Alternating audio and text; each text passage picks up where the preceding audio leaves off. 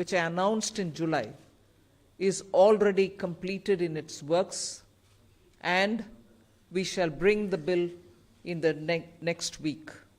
So the income tax simplification, about which in July budget I have gone in detail to say, the work is completed within 6 months is what I said. Within 6 months we've brought the bill. It will be coming into the parliament next week. So if we are talking of reform, inclusive of taxation, the work is done. This budget also speaks about rationalization in customs. Tariffs are being brought down, tariffs are being simplified, and also the basket which consisted of so many different tariffs for so many different commodities are now reduced. 8 were taken off earlier, 8 has been taken off now. So whatever remains now, 7 I think remains, and that is all about India's tariff picture. So the usual narrative which goes on, saying is India being too heavy on tariffs? No, you find that we've drastically reduced and also simplified. So this budget has so many things for all of us to talk about. The more important thing about agriculture, which performed very well during COVID and which has contributed to India's food security, the proposals which are mentioned in this budget actually talk about everything to do with beej to bazaar, literally from the stage of seeds, hybrid seeds, climate resilient seeds, seeds which can give greater output, seeds which are going to be high yielding, all this together to the final point of India becoming the world's food basket. That's the definition I put in when I was talking about Vikasit Bharat. So we are making sure that India's agriculture gets the support across the board, whether it is on seeds, whether it is for skilling the farmers, whether it is rural prosperity, whether it is going to have agriculture and allied industries being set up in rural areas, and whether it is going to be farmers getting better and more loan with interest subvention, not just farmers, fishermen, and also dairy, meaning animal husbandry. So the picture for rural development and the picture for supporting agriculture is across the board, and that has been narrated. The second thing which I would want to highlight is the continued emphasis that we're giving since vote on account budget, July budget, and now on the MSMEs. Whether it is giving them sovereign guaranteed loan, whether it is support during COVID, whether the definition being changed now for better, more inclusive growth in MSMEs, access to bank credit. So MSMEs have also been given greater emphasis. Together with this, I'd like to highlight the point that energy security has had greater attention in this budget. We've highlighted in July budget how even pump storage will have greater attention. Solar and wind and renewable energy has also been taking consistently good importance in our budgets. This time we are talking about the small modular reactors. I've also announced that there shall be 2 amendments, one to the Atomic Energy Act and the other one for the civil liability. All of this is going to help us attain energy security. Insurance sector's FDI limits have been enhanced. That is another important announcement. I'll end my opening statement with 2 things. There is no reduction in the public spending on capital expenditure. Let's put that up front. We continue to place emphasis on the multiplier effect that capital expenditure done by government has shown, has sustained us. We continue on that. And with all this, our fiscal prudence has aligned itself to the glide path that we announced in 2020-21. So we've kept ourselves in alignment. Fiscal prudence has been maintained. And the next year, coming years, estimate is also been given. Well under 4.5 is what we had said earlier. We are also projecting the same. So this is just as an opening statement. There's a lot more to say. But as you all ask questions, so shall we answer. Thank you. Thank you, ma'am. 225. 225. Mic, please.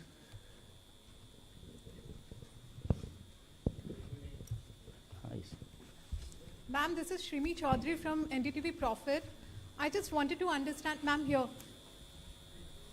This, Ma'am, you said the new income tax bill will come next week. Will that be in the form of draft, and where you are also going to take stakeholder comments on that? Yes, as a bill, any bill goes to the standing committee, and the standing committee will, of course, consult with so many stakeholders. And then it will come back to us, and if necessary, any more amendments, if need to be brought in, we'll bring it in and take it forward in the House. So do we expect implementation in this, in the fiscal year, in FY26? Do you expect what? Do we expect the implementation of Well, the let new it get passed. I hope it will get passed without much of a difficulty, but it is only after its passing. Sure, thank you. 35. Front.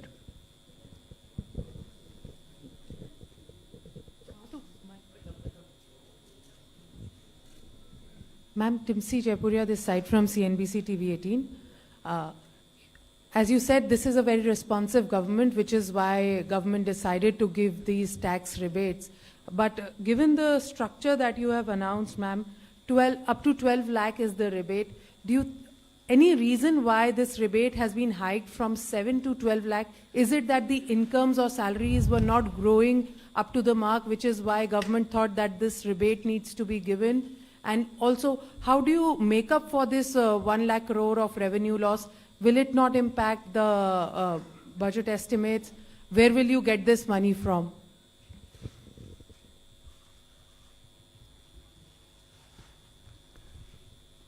Well, Gypsy, I think the first question is, you said that this, when the incomes are not growing. This is an income tax. Only when there is an income, then we are talking of the tax. So income has to grow to the level to discuss about the tax. Now, why from 7 to 12 lakh? It is something like, it was earlier 2.2 lakhs. When 2014, it became 2.5 lakh, nobody is going to pay tax.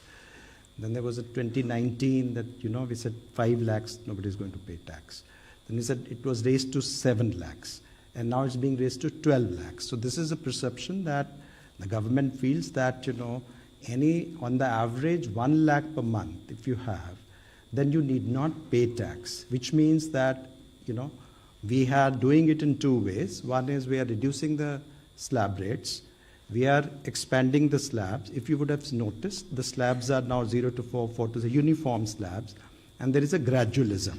There was a thing when we had earlier 20%, then it was jumping to 30%. Now it is 20, we have introduced 25 also. So it's the gradual thing which has been done. Now this benefits every one of the taxpayers, because whatever benefits which has come from the slabs gets transmitted across. So therefore everyone gets a benefit.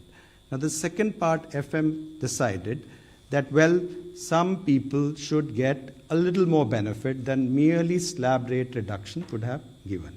And so therefore an extra rebate. So slab rate reduction for everyone, and extra rebate for 7 lakhs were already getting it, now 7 to 5 lakhs more people have been added. So this is the philosophy behind it. And as you said, why you do it, I think we expect that all that money which they gave, it comes back to the economy in either consumption, savings, or investments, in whatever way they choose to do. I just want to add to that. If you compare what we've done today with what prevailed in 2014 under the Congress government, what we are, most often the narrative is we should put money back in the hands of the people. I want to please give this comparison for your consideration. If you compare it with the 2014 tax rates under the Congress, for somebody who's earning 8 lakhs, nearly 1 lakh more money is in their pockets today because of the amendments that we've brought in. Meaning, 1 lakh income tax in 2014 is 0 income tax now. So that money is going back to the people in their hands for those who are earning 8 lakhs. For those earning 12 lakhs, 2 lakh was the income tax in 2014 versus today 0 which is proposed. Meaning nearly 2 lakh more money in the pockets of people who are earning 12 lakh. All right, did I stop it there? As Finance Secretary rightly said, Across the board, everybody is getting benefit because the rates have also been brought down. Not just the rebates being given to up to 12 lakhs. Rates for everybody is being brought down. As a result, take somebody who earns 24 lakhs in a year. The income tax on them in 2014 was 5.6 lakhs. 2014. For them, now it is only 3 lakhs.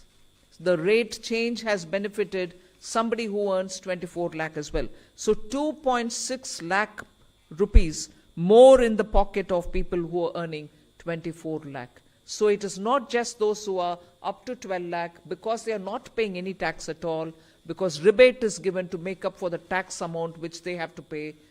It is not just up to 12 lakh. Even for others, benefit is accruing, and compared to what it was in 14, that much amount of money is going back to those respective money earners. Just compare it with 24 tax rates, which is prevailing now, and what is being proposed. I would like to draw the comparison. 8 lakh people, meaning those who are earning 8 lakhs. 30,000 rupees more is being put back into their pockets, meaning they would be paying 30,000 in the prevailing tax, 8 lakh salaried wale. Now they pay 0 in the new proposal. Similarly, 12 lakh salary or income wale would have 80,000 rupees tax to pay in the current prevailing taxation rates. They would have 80,000 rupees now go back to their pockets. They don't have to pay that tax. Go to the 24 lakh and compare with the present rates. Present prevailing rate, they have to pay 4.1 lakh rupees as tax. We are saying now they will have 1.10 lakh in their pockets, which they don't have to pay as tax. So we have put good substantial amounts into the pockets of people who deserve to get that. And I would want that to be highlighted compared to what prevailed in 14 and what prevails just this year. 3. Yeah, 3 number. Ma'am, many congratulations. Something that was being quoted to you as well as the Prime Minister and yesterday the Chief Economic Advisor hinted, in terms of disinvestment and where you should not get into, government. You yourself have been talking from 2020, 21 and subsequently, government should be in less spaces. Has it been a strategy? Because I know you're committed to it, but last budget you didn't refer to it. This budget you have not referred to it. The target still remains there.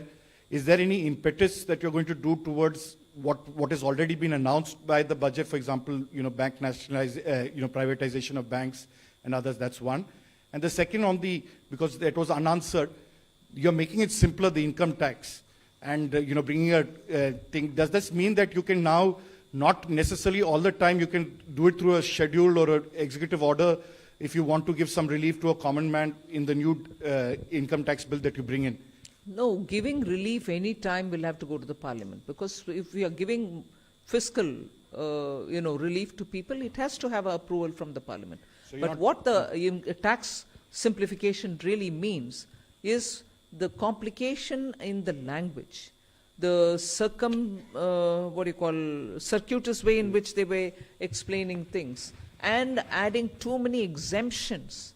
You will realize that when we brought in the new tax regime, we didn't want the old tax regime imitated or copied.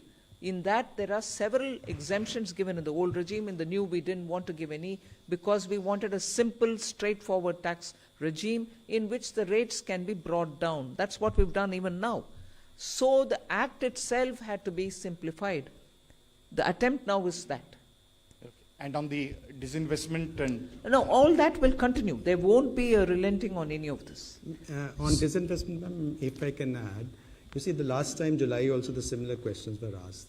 We have actually since then, a value creation strategy, which was actually well explained at that time also. There is no disinvestment target per se. Disinvestment and dividend are both looked at together because both are money and money is fungible. And it has got 5 elements. The first element is that we are saying CPSC's performance. The second is we say that we should have communication of performance. The third we say that the capex of the CPSC, which is important, as you know, in terms of accelerating growth. The fourth is the consistent dividend policy. And the fifth is, there is a calibrated disinvestment strategy. And the disinvestment also is there. The listing is a part of disinvestment itself. So if you really look at it, both dividend and disinvestment is about 80 to 90,000 crore per annum are being raised, but in a manner which are beneficial to the minority shareholders who are there in all our listed companies. 65, backside.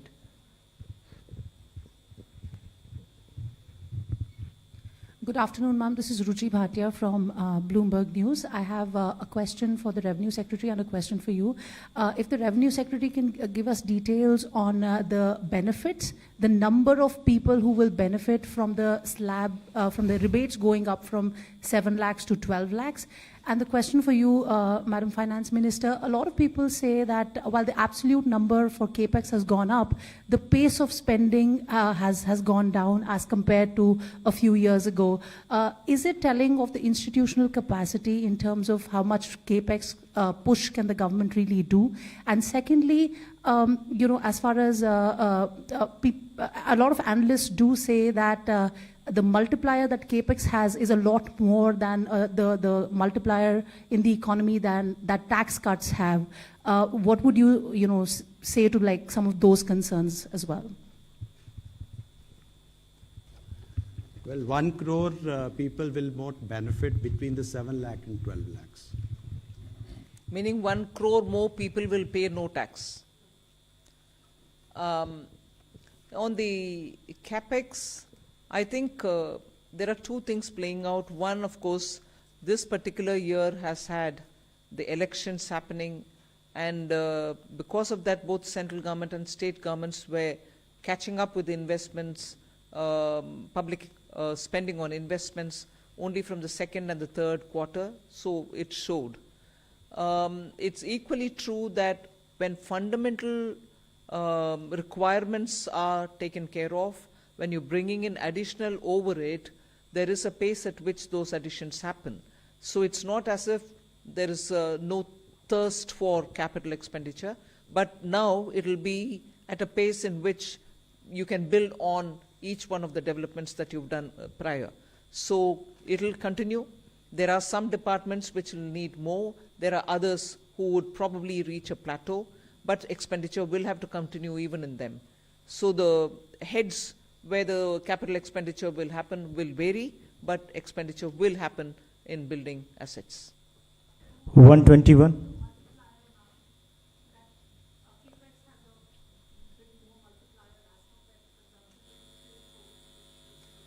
No, CAPEX is also continuing. I have not foregone CAPEX to give for revenue expenditure or consumption expenditure.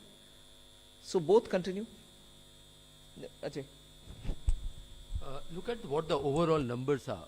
Even in the coming year, the next year, effective capital expenditure, including what Government of India provides to state for their capital expenditure, is 4.3% of the GDP, one of the highest. So it's not just what Government of India departments spend, it is the total money which goes for the capital expenditure. And if you look at that compared with this year's RE, there will be 20% increase. If you look B to B, still there will be a 10% increase. And it is not a capacity issue, it is a new sectors coming up.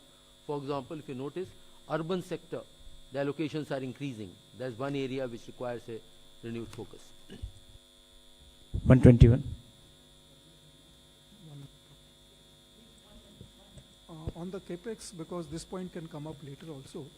So one is the CAPEX that we give directly, that is we do as central government directly. Other is that grants that we give to the state governments, for the state governments to do CAPEX, for example, for Pradhan Mantri Gram Sadak Yojana, for example, Pradhan Mantri Awas Yojana, and so on and so forth. So if you also include the grants and aid for creation of capital assets, the amount, total amount has gone up to 15.48 crores in the budget estimate for the next year, which is more than 15% increase over the current year's RE. So that is a substantial increase. Whereas you consider that the overall expenditure that is revenue plus capital, has grown by around 7% in the next financial year as compared to this year's RE. So this is almost twice the aggregate growth in the expenditure. Yes. I would like to also add that on top of this 15 lakh crore capex, which is 11.2 there, and the extra money which goes into revenue but goes in capital building at the hand of the states, the CPSC, the Central Public Sector Enterprises, add about 4 lakh crore as capex from their own resources. So that's also the capex which goes in, and that is not counted here. Mic on कर.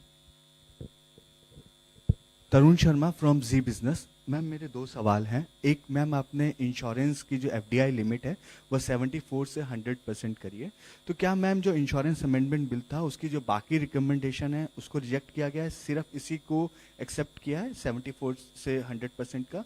दूसरा ma'am, Moody's ने कहा है कि जो public debt है state और central का वो अभी भी 80% है, इस वजह से हम रेटिंग अपग्रेड इस बजट के अनाउंसमेंट के हिसाब से नहीं कर सकते. तो do you think is there concern for the on the public debt? Insurance? Yeah. See, now, presently the insurance is 74%. Now, fundamentally, whether it's 74% or 100%, the material doesn't matter. But what actually matters is the psychological feeling that they can actually own the company 100%. Along with this FDI, we are also going to, FM also announced that we are going to simplify certain procedures and rules that we frame, which are including the key management personnel, person who can be chairman of the company, and person who can be the CEO, and board of directors, and also repatriation of dividends. All those are part of this, the proposed reforms that has been announced by the FM today. And sir, what about the other recommendation on the draft insurance amendment bill, sir? That's what we are actually bringing. The draft insurance bill is the one FM has announced, but the main point she has mentioned that 100% FDI, including simplification of existing rules for FDI investing. The draft bill is also coming. Is coming. Yes. And then the public debt, ma'am, on the public. Serial number 2. Finance Minister has also announced, just answer complete his question, the roadmap for fiscal consolidation by the center, and please have a look at the FRBM statement which carries the different scenarios, and over a period of next 6 years how that will be brought down. Similar one act has to be done through the state governments as well. So it is a process which is on. Number 2. Hello, नमस्कार ma'am, मैं आलोक प्रियदर्शी हूँ CNBC आवाज़ से. Ma'am, मेरा सवाल है कि middle class के लिए काफ़ी बड़ी राहत है, 12 लाख तक जो टैक्स छूट दी गई है. इसमें आपने बजट स्पीच में कहा जो कैपिटल गेन से लोग कमाई करेंगे उसको इसमें शामिल नहीं किया गया, उस पर नॉर्मली टैक्स देना पड़ेगा जो स्लैब के रेट से है. तो ज़्यादातर लोग आजकल मार्केट में इन्वेस्ट करते हैं, उनको लॉन्ग टर्म इन्वेस्टमेंट होती है, उनको कैपिटल गेन्स होते हैं कई तरह से. उनको बाहर रखने का, उनको केप्ट असाइड रखने का क्या रीज़न है, क्या उसके पीछे वजह बताएं? रेवेन्यू सेक्रेटरी उसके ऊपर ज्यादा विस्तार से बोलेंगे. बाहर रखने वाले चीज नहीं है. इनकम का कैलकुलेशन कभी भी वैसे ही होता है, उसमें कैपिटल गेन्स का जोड़ते नहीं है. मैं स्पष्टता के लिए उसको जोड़ रखा है उधर सेंटेंस पढ़ने के समय. ये नया मेरा पद्धति नहीं है कि इसको अलग रखो उसको अलग. Income calculation in general is done without the capital gains. You want to explain it please? Capital gains tax जो है वो हमेशा से रेट से अलग है, नॉर्मल इनकम से अलग है. यदि नॉर्मल इनकम में होता, शामिल होता, तो यदि 30% के ब्रैकेट में कोई होता तो उसके कैपिटल गेन्स में 30% टैक्स लगता. तो वो क्या मान्य होता? तो कैपिटल गेन्स को एक अलग टैक्स की व्यवस्था की गई है जो कि कम है. वो इसलिए की गई है कि रिस्क उसमें है और उसमें लोग रिटर्न करते हैं कैपिटल मार्केट को बढ़ावा देने के लिए. तो उसमें 12.5% हमने टैक्स लगाया. तो वो एक अलग रखा जाता है. उसमें एक अलग एग्जेम्पशन लिमिट भी है. यदि वो एक साल में कैपिटल गेन्स आपको इज इट 1.25 लाख 1.25 लाख यदि हो तो वो एग्जेम्प्ट भी होता है. तो और यदि शॉर्ट टर्म हो तो वो 20% होता है. तो वो एक व्यवस्था अलग है. और नॉर्मल इनकम की व्यवस्था है जो कि स्लैब रेट और उससे काउंट होती है. तो इसलिए वो अलग ही है, कंफ्यूजन ना हो इसलिए वित्त मंत्री जी ने स्पष्ट उसको कर दिया था स्पीच में, क्योंकि ये कंफ्यूजन की संभावना थी कि सब लोग ये समझेंगे, तो उसको स्पष्ट किया गया। 46 पीछे बैक साइड एक करके। Hello, ma'am. Harsh Kumar from Business Standard newspaper. Ma'am, since government has decided to move ahead with a comprehensive asset monetization plan, so what are the new changes from the previous one, and if you can give some broader aspects of it in detail? See, as we are aware that till the last year, the first program which was launched in 2021, achievements have been of the order of about 90%, which is a good progress. Based on that success is the next leap, almost double the amount which are coming up. And there are newer asset classes will also be come up. For example, transmission assets, and not just of the Government of India. Government of India doesn't own, say, power corporation, power transmission corporation, but state government's assets are also there. So they will do the monetization, and you will hear very soon that entire plan will be out. Sir, can we, in future, can we get a separate number of asset monetization and disinvestment? See, this money, what the intent is, there's already an investment, or rather the assets are there, which may be owned by Government of India, which may be owned by, say, NHAI, or they may be owned by one of the PSUs. They disinvest, not disinvest, they monetize that asset and use that money to build a fresh or a new project and a new asset, plow back that money back into the economy. So these are not necessarily money coming to Consolidated Fund of India. Very rarely the money comes in. NHI doesn't invest, money remains with them, they build another road by using that money. 13 front में. Hi ma'am, good afternoon. I am Kriti, I'm from Informist Media. So right now you just said that your fiscal prudence has finally aligned with your glide path that you had announced in FY21. This year you have given a new roadmap, so mentioned debt to GDP roadmap. You aim to bring down your debt to GDP ratio to 49 to 51% by FY31, considering the nominal GDP would be in the range of 10 to 11. So based on that, and you said that you will peg your fiscal deficit in a way that it goes on to bring down your debt to GDP ratio. So is there a rough estimation of what kind of fiscal deficit you may have by FY31? And secondly, on 31, when you aim to bring down your debt to GDP ratio. Secondly, on funding of fiscal deficit for the next fiscal year, you have brought down the borrowing from small savings from considerably low. It's 16% low from last year. Is there any reason for the limited optimism? Earlier it used to finance 25% of your deficit. Now it's going to finance 22% of your deficit. So if you could just elaborate on if there is any reason for that. Thank you. First of all, that what is going to be the fiscal deficit in nth year from now. The path is very clear that debt to GDP ratio will be on a declining path depending upon what the growth rate in the economies are, what kind of a stimulus measure or a further consolidation measures would be needed. And the roadmap does envisages three scenarios: mild, moderate and high level of consolidation. So do your math there, that the range is coming up. In the best case scenario, the highest growth rate and highest level consolidation can go as low as 47.5%. Very low growth rate, etc., it comes to 52. What the goal is taken is 50 plus minus 1%, and that's showing that physical response to needs of the economy. So that is the goal, but overall trend has to be declining trend. And just see the record. 2021, Finance Minister announced will come down to 4.5 next year. This year we are 4.8, next year is 4.4. So this is a track record, that's what we follow. Your next question? Small saving, borrowing from small savings. Here the interest rate, if you notice in the last 2 to 2.5 years, are being set in a manner so that there's neither an incentive nor a disincentive to come to small savings. These are the numbers where we see the trend, and based on the trend we project it. What is being overall is being monitored and watched or set is the overall fiscal deficit, overall borrowings. If more is coming in small savings, less from the market. If less is coming from the small savings, more will be from the market. So our assessment numbers are slightly lesser than this year.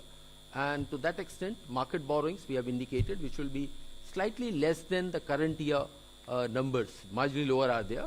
But if there were to be more inflow of small savings, to that extent, market borrowings will go down. And as you are aware, we do set the calendar every half year. 51.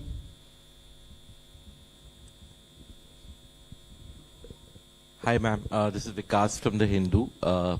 First of all, you've left us with very few questions after that announcement on the direct taxes front.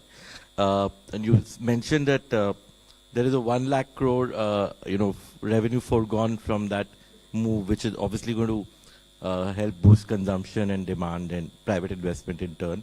I wanted to get a sense of the mathematics behind the overall fiscal math that we've worked out for next year.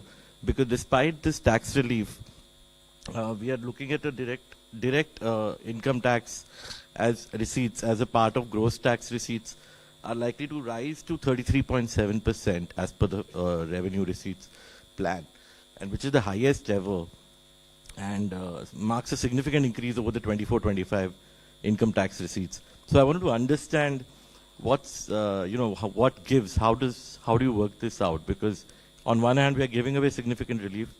Where do we expect the gains I hope from? you're not suggesting we shouldn't have done this. Are you? I hope you're not suggesting that we shouldn't have done this income tax, giving money back to people through rebates and other ways. No, I'm just curious where we expect the buoyancy coming from. That's fine. All right. It was answered at that time. Anyway. Okay, let me just see, we are talking about personal income tax, taxes on income. And we had 19.7% growth in 22-23.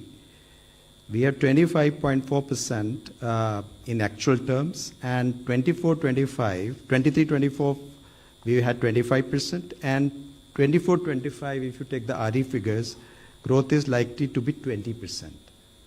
And what we have proposed for 25-26 is a growth of 14.4%. So we have moderated. I mean, we have been growing 20% almost on this plan, and we have made it 14%. Now coming to buoyancy, our buoyancy was for the taxes on income was 2.65 in 23-24. And 24-25 expected buoyancy is 2. And the buoyancy which has been assumed for 25-26 is 1.42. So you would see that we have assumed a moderate buoyancy looking into the sacrifice of revenue which has been done. So we have done our math. Thank you. 9. Third row. Good evening, ma'am. Considering the government's measure to put Apna परिचय दे दो. Sorry, this is Chetan from Business Today. Considering that the government's measure to put in more money into the hands of the public, are you trying to mitigate the impact of a possible Trump tariff trade wars from the US, or are you relying more on domestic production to ensure that Indians have a shield from the US trade wars if they happen to be so? Well, I don't think we've gone that far to justify this income tax rate reduction. We've responded to the voice of the people and also made our own assessments, and therefore we've given this. And I thought there was an allegation also that we didn't respond to what may come through the US administration's tariff whatever decisions. Well, I don't think these two are connected, at least in the way in which we like to believe it. You may want to give a different dimension, but no, we have not done it with that intent. 64 at the back.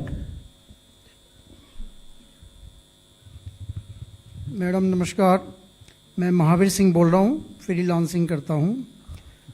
आपने income tax में बड़ी राहत दी है, हम तो 10 लाख की उम्मीद कर रहे थे, आपने 12 लाख कर दिया एकदम।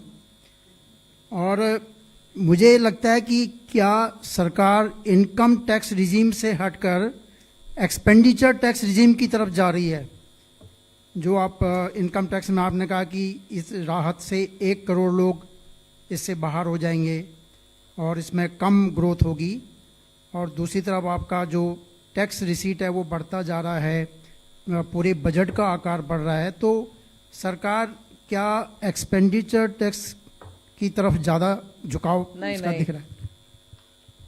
ये सिर्फ आने वाले साल के, मतलब अभी अप्रैल 1 से शुरू होने वाले साल के टैक्स प्रपोजल्स है। आप पिछले साल का रेवेन्यू को देख करके इससे ये कनेक्शन मत निकालिए। हम जनता के लिए, मिडिल क्लास के लिए राहत दिलाने के लिए प्रधानमंत्री जी के आदेश के अनुसार रेट रिडक्शन किया है, उतना ही है उसमें। 47. Just to add that to give you a data point, direct taxes are supposed to increase by 12.7% next year. Indirect tax, which is on the, say when people buy goods and services, is expected to increase by 8%. So that should answer your question. Yes, Just हमारी central amount शामिल है। एक इसी point पे और यदि हम देखें डायरेक्ट टैक्स और इनडायरेक्ट टैक्स का रेशियो, तो वर्तमान साल में आरई में ये 1.39 है, मतलब डायरेक्ट टैक्स लगभग 139% है इनडायरेक्ट टैक्स का। अगले साल ये 145% है। तो जो आप कह रहे हैं उसका उल्टा है, डायरेक्ट टैक्सेस पे अधिक अगले साल राशि प्राप्त होगी as compare to indirect tax. और यदि हम देखा जाए बॉयंसी जो है वो इनडायरेक्ट टैक्सेस में 0.82 है, क्योंकि कस्टम्स जो है वो कोई अभी हमारे लिए एक रेवेन्यू का साधन नहीं है, वो एक बॉर्डर मेजर्स है। और बहुत समय में हमने ड्यूटी रिड्यूस भी की हैं, क्योंकि बहुत ज़्यादा हाई टैरिफ लगाने से भी उसके ठीक परिणाम नहीं, तो ये भी नहीं है। और CGST और सेस में हमारा जो बॉयंसी है वो सिर्फ 1.08 है, तो आप देखेंगे कि वो उसमें कोई एक्स्ट्रा हमारा करने का विचार नहीं है। Ma'am, Prakash Priyadarshi from ET now. Yes, yeah. The KCC limit has been enhanced to 5 lakh. So, any assessment on how this decision will boost rural consumption? Secondly, ma'am, the budget document mentions something about sharing transaction details of crypto assets. If you could elaborate. Sharing transaction details of Crypto assets. Okay. Nagaraj, you want to say on the KCC?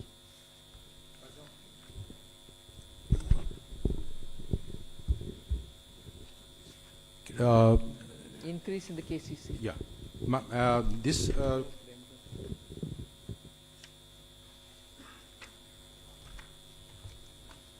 Let me respond to the question on the KCC. This is to enable those farmers who are doing commercial cropping, they require more more crop loans are required. It will facilitate them, and government will provide the interest subvention for them up to limit of 5 lakhs. It is not first to assist the farmer. It is not a measure to boost rural consumption. That is not the intent. Intent is farmer needed more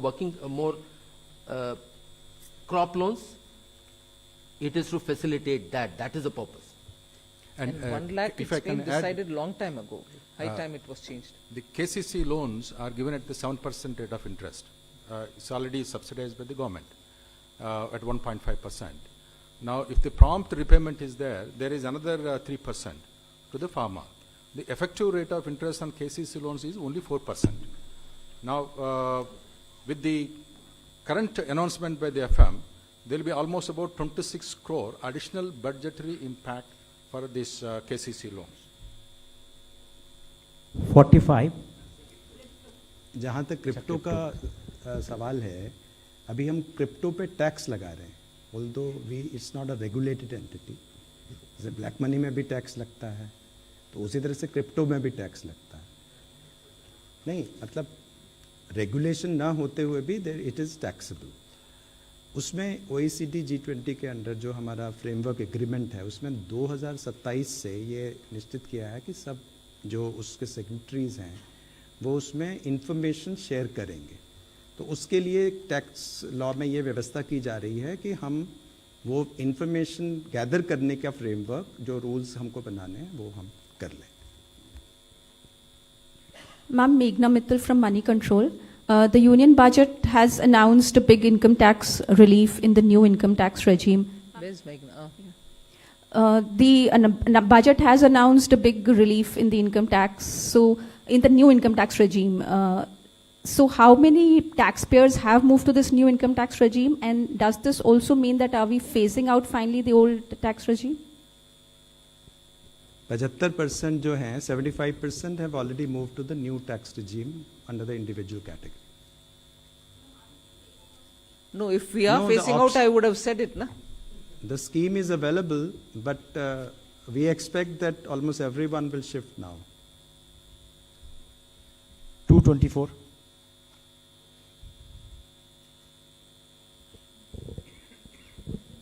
Good evening, ma'am. Shishir from Hindu Business Line.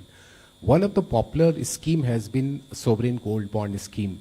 We have not seen any of the issue during the current fiscal, and we are not getting any mention for the next fiscal. Does this mean that there is a curtain to this scheme? Well, yes, Ajay. Yes, in a way.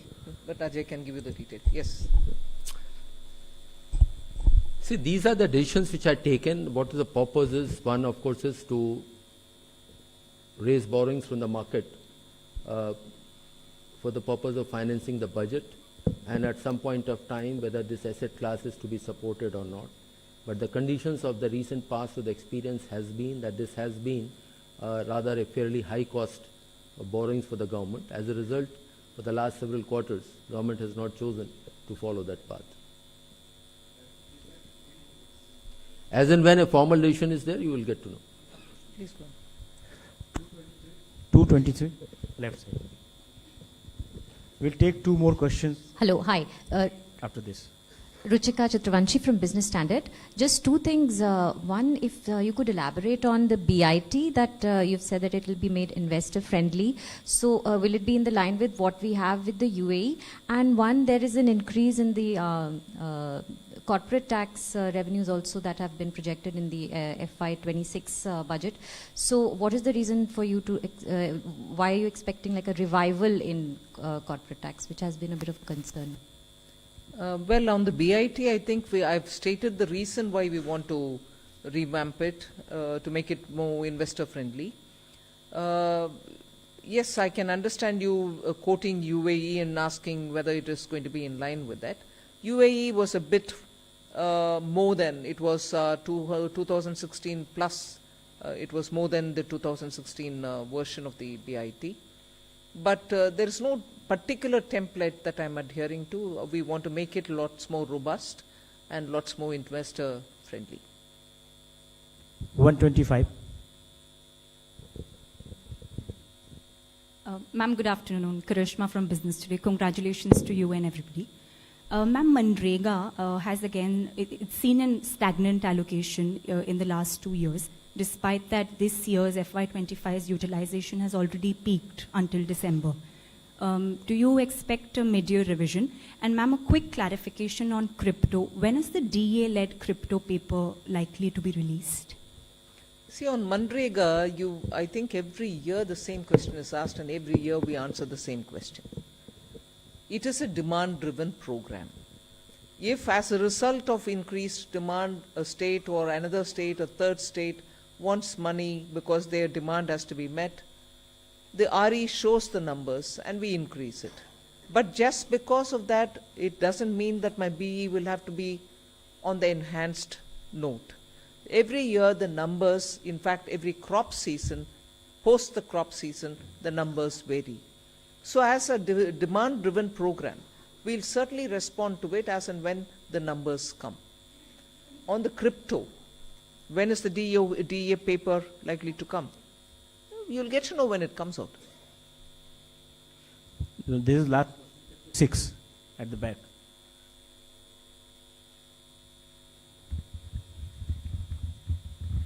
Ma'am, I'm Banikinka Patnaik from the Economic Times.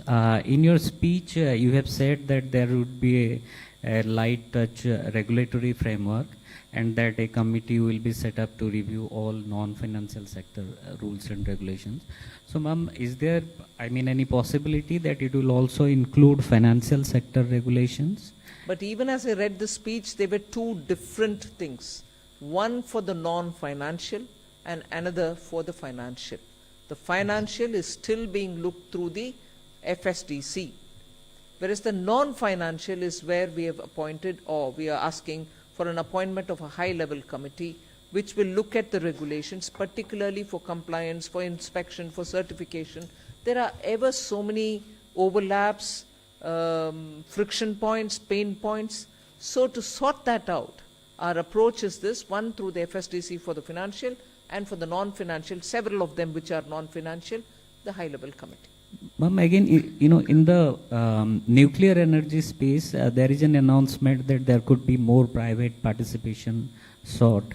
So, is there any particular frame in mind that how we are going to do it, or any incentives or something of that No, sort? what I've announced at the moment is what stands, and the respective departments will go into the details, and they'll come out after the year commences. Thank you, ma'am. Thank you for that.